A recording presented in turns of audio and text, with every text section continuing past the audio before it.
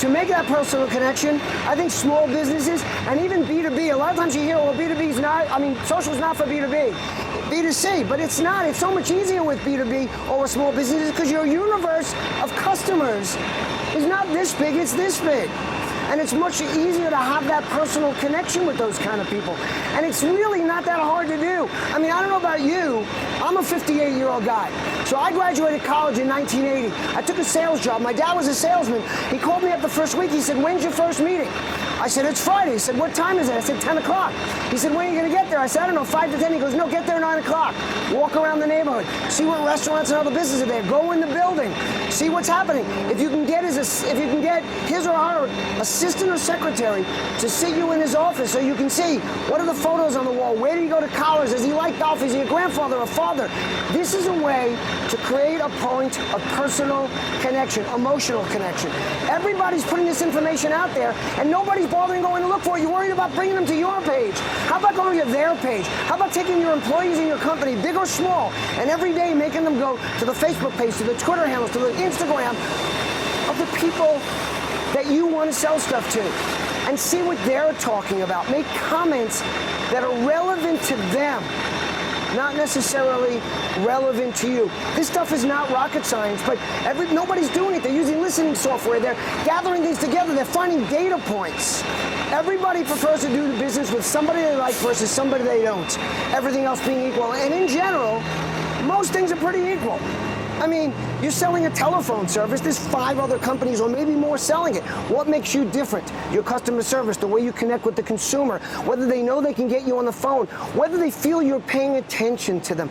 People just want to be heard. We all know we're not going to get our problems solved immediately, but we want someone to answer our phone call. Think of a company like JetBlue, who rebuilt their brand in 2009 after calamities on runways around the country by engaging with people. No airline is going to get a plane in the air or find your bag when it's lost because you on social platforms. But what they're going to do is pay attention to you and make you feel like you're being heard. And for me, small business has so much of a bigger opportunity. Now, let me tell you the other side of it. Start posting stuff about your personal life. Stop thinking, I want to keep business and personal separate. It's not separate anymore. It's not separate at all. Now, you're a guy who's in his 40s. You got 2 little girls. Your boss, if he's a decent guy, sees you in the office at 4 o'clock and says, doesn't your daughter have a game this afternoon? He expects you to go because, first of all, he knows you're taking your device with you. He knows you have this. He knows you're staying connected. And he wants you to have that in your life, but even more so if he is a part of your life. So if you're a small business, let people know that you have a family, that you care about them. People want to know who you are as a person. But more importantly, you're giving them parts of connection. You're giving them a way to talk to you. So I like funky socks, okay? I've been wearing them for years. I have my own hashtag, Ted Socky. This started 6 years ago at a blogger conference when a blogger took a photo of my socks. And the next day, everyone wanted to know, what socks is Ted wearing today? I've been posting them almost every day from then on. I have CEOs of Fortune 500 companies walk up to me in lobbies of New York City buildings. They've got 5 guys around them. They're on their way to a meeting, and they see me, and they go, Ted, man, it's Ted Rubin, come here. They stick their foot out, they pull their pant up, and they say, can we get a Ted Socky together? Because I take pictures, shoe to shoe. What I'm doing, people say to me, what is this all about? Who cares about your socks? What I'm doing is I'm creating an easy way to start a conversation with Ted Rubin. They don't have to think, well, what was his last book? Or what did he say? Or what was that line that networks give you reach, communities give you power? No, all they have to do is remember that I like socks, and the conversation starts. It happens at conferences all around the country. It happens when I'm walking down the street.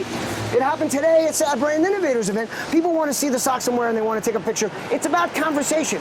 Because I like to say, and small brands, small businesses, listen to this, okay? Because this is really important.